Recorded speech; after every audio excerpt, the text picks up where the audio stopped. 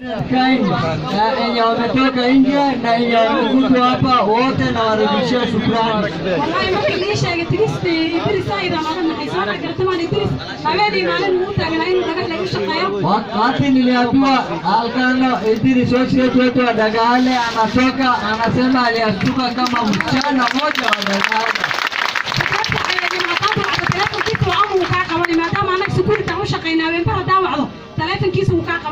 OCS Idris Alkano alikuwa mtu mshupavu sana, na hata ukimpigia masaa za manane huwa alikuwa anashika simu na kupokea simu zako na pengine kuitikia wito wako ile unahitaji.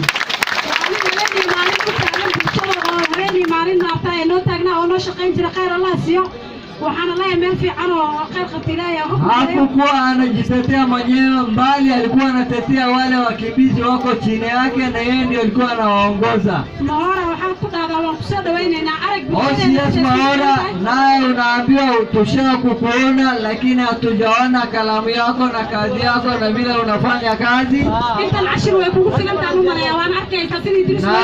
Naona hii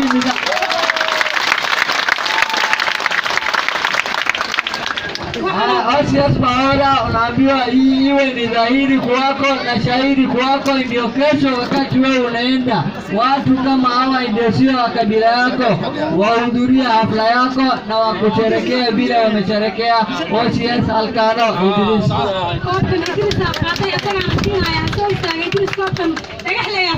OCS Alkano Idris anaambiwa simama ujae kikombe.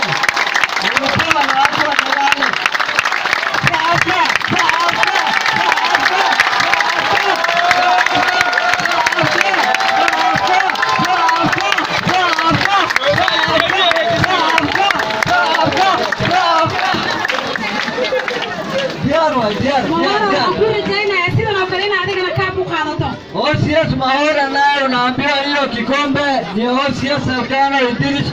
Popote atapoenda atakuwa anawekelea juu ya meza yake. Wewe naye jitafutia kama hii, tufanye kazi pamoja. Idris sio ndugu yetu, bali ni ile kazi alikuwa anafanya ndio tumempa hiyo.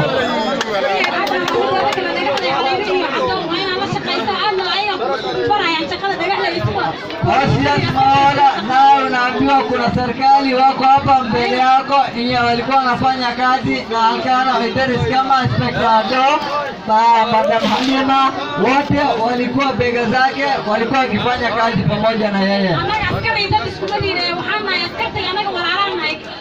Anasema Madam ya US chairperson representative anasema OCS Mahora, unaambiwa ya kuwa jaribu kuandamana na watu ya wakaaji wa hapa ili tuweze kukaa pamoja na tuzipe ile mahali at least kungekuwa na shimo kidogo inatakiwa kuzipwa, tuzipe hapo.